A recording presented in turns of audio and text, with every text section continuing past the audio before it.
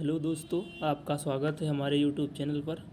आज हम देखेंगे building construction chapter number 2 foundation.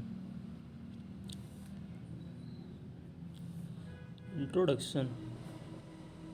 संरचना का वह भाग जो भूमि तल के ऊपर होता है अधरचना यानी सुपर स्ट्रक्चर कहलाता है।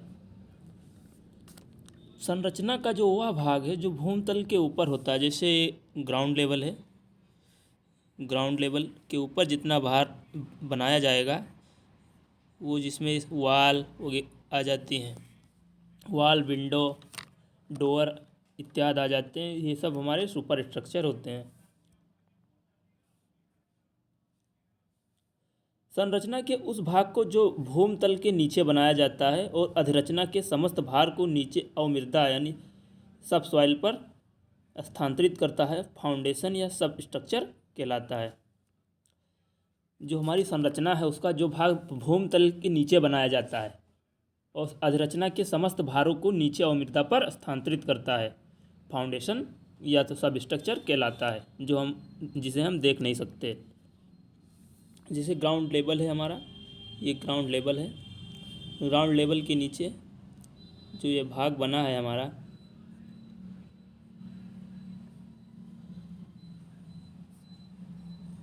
ये जो भाग जो बना है ये कंक्रीट ब्लॉक है हमारा, कंक्रीट ब्लॉक है। और इस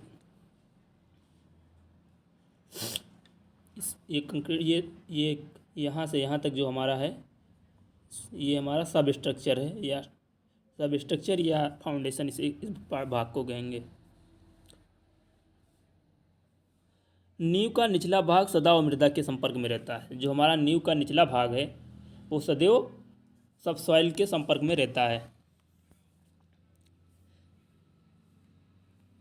रिक्वायरमेंट ऑफ गुड फाउंडेशन। उत्तम नींव की आवश्यकताएं। उत्तम नींव की क्या क्या आवश्यकताएं हैं? गुरुत्व केंद्र, भार अंतरण, निर्माण व्यय कितना लग रहा है, उस पर अतिरिक्त भार कितना आ रहा है, कुप्रभाव से सुरक्षित रहे, उसकी आयु अधिक रहे। आइए दोस्तों हम टाइप्स ऑफ फाउंडेशन देखते हैं। टाइप्स ऑफ फाउंडेशन: उथली नींव, सेलो फाउंडेशन, गहरी नींव, डीप फाउंडेशन। आइए दोस्तों हम उथली नींव यानी सेलो फाउंडेशन के बारे में देखते हैं। यदि उसकी गहराई चौड़ाई के बराबर या चौड़ाई से कम है तो उसे हम सेलो फाउंडेशन कहते हैं। जब नींव की गहराई इसकी चौड़ाई के बराबर या इससे कम हो तो इसे उथली नींव कहा जाता है। यह नींव हल्की संरचनाओं के लिए बनाई जाती है। जो हमारी सेलो फाउंडेशन है यह हल्की संरचनाओं के लिए बनाई जाती है। इसके भी कई प्रकार हैं, आइए दोस्तों देखते हैं। Types of shallow foundation. Number 1 stepped या स्प्रेड या पुटिंग फाउंडेशन। नंबर 2 ग्लेज या जालदार नींव। संयुक्त फाउंडेशन, कंबाइंड पुटिंग फाउंडेशन।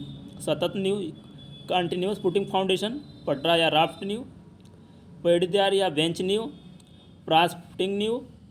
उल्टी डाट नींव। आइए दोस्तों हम गहरी नींव डीप फाउंडेशन के बारे में देखते हैं। डीप फाउंडेशन: जब नींव की गहराई इसकी चौड़ाई से अधिक होती है तब यह गहरी नींव कहलाती है। जब इसकी चौड़ाई जो है गहराई से कम हो, जब नींव की गहराई इसकी चौड़ाई से अधिक हो तब हम गहरी नींव कहेंगे। जब इसकी चौड़ाई गहराई से कम हो, गहराई से चौड़ाई अधिक हो तो सेलो फाउंडेशन, अगर चौड़ाई कम है गहराई ज़्यादा है तो डीप फाउंडेशन। यह नींव अधिक भार वाली संरचनाओं या बहते हुए पानी में संरचनाओं को बनाने में अपनाई जाती है। यह नींव अधिक भार वाले यानी गगनचुंबी भवन, और यदि पानी में कोई संरचना बनाई जा रही है तो उसमें हम डीप फाउंडेशन का उपयोग करेंगे। सेलो फाउंडेशन: खसकेदार या फैलाव नींव। साधारण भवनों के लिए खसकेदार या फैलाव नींव का अधिक प्रयोग किया जाता है। यह नींव दीवार के दोनों तरफ खसकों के रूप में बढ़ती जाती है जिससे इसका नाम यह पड़ा।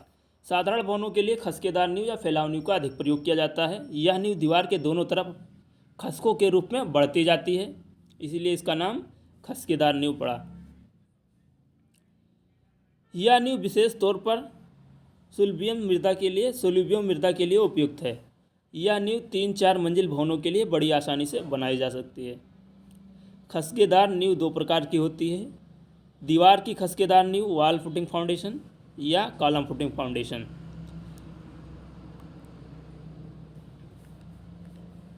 आइए दोस्तों थंब रूल देख लेते हैं। Thumb rule of sketching spread footing foundation. Spread footing foundation के जो थंब रूल है, खसकेदार नींव का परिच्छेद निर्धारण करने के लिए हस्तगुण।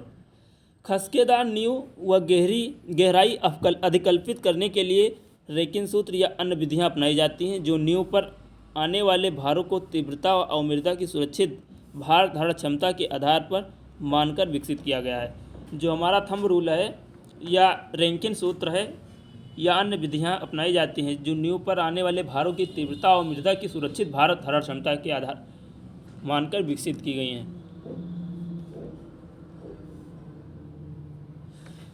परंतु साधारण मकानों की खसकेदार नींव की माप निर्धारित करने के लिए निम्न हस्तगुण अपनाए जा सकते हैं, जो काफ़ी व्यवहारिक पाए गए हैं और गणनाएं करने में समय नहीं लगाना पड़ता है।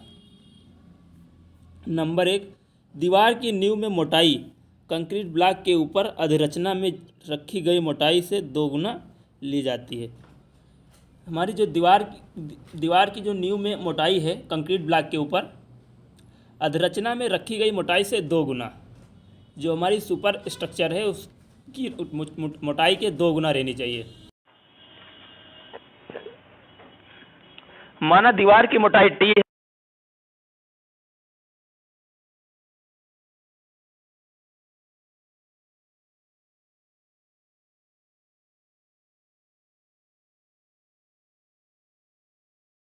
वो 5 सेंटीमीटर।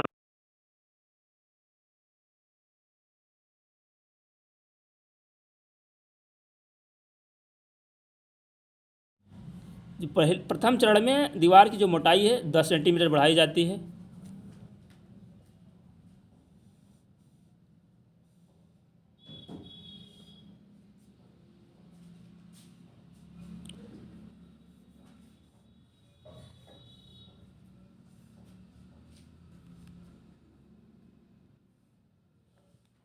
कंक्रीट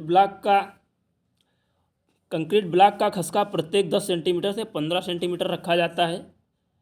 मान लो यह जे है, तो कंक्रीट ब्लॉक तल पर नींव की कुल चौड़ाई 2T + 2J हो जाएगी। अगर कंक्रीट ब्लॉक का खसका है प्रत्येक 10 सेंटीमीटर से 15 सेंटीमीटर रखा जाता है, मान लो यह जे है, तो कंक्रीट ब्लॉक तल पर नींव की कुल चौड़ाई जो हो जाएगी 2T + 2J हो जाएगी। B = 2B + 30। दोनों तरफ खसके 30 हमारा क्या है, दोनों तरफ खसके 15 सेंटीमीटर को 15 × 2 = 30 सेंटीमीटर। बी हमारी विथ ऑफ फाउंडेशन है और स्मॉल बी जो हमारा है वॉल की थिकनेस है। फाउंडेशन की चौड़ाई है कैपिटल बी और स्मॉल बी वॉल की चौड़ाई है। कंक्रीट ब्लॉक की ऊंचाई कंक्रीट खसका से 2 गुना अर्थात 2J रखी जाती है। कंक्रीट ब्लॉक की जो ऊंचाई है 2J रखी जाती है। जो इसका खसका है, अगर खसका मान लो उसका 15 सेंटीमीटर है, तो उसकी चौड़ाई 30 सेंटीमीटर, उसकी ऊंचाई 30 सेंटीमीटर हो जाएगी। भूमतल से नींव की गहराई 60 सेंटीमीटर से 90 सेंटीमीटर तक ली जाती है। कुर्सी तल भूमतल से 30 सेंटीमीटर या 30 सेंटीमीटर से 45 सेंटीमीटर रखा जाता है। जैसे दोस्तों यह हमारा कंक्रीट ब्लॉक है, ये हमारा पहला स्टेप है।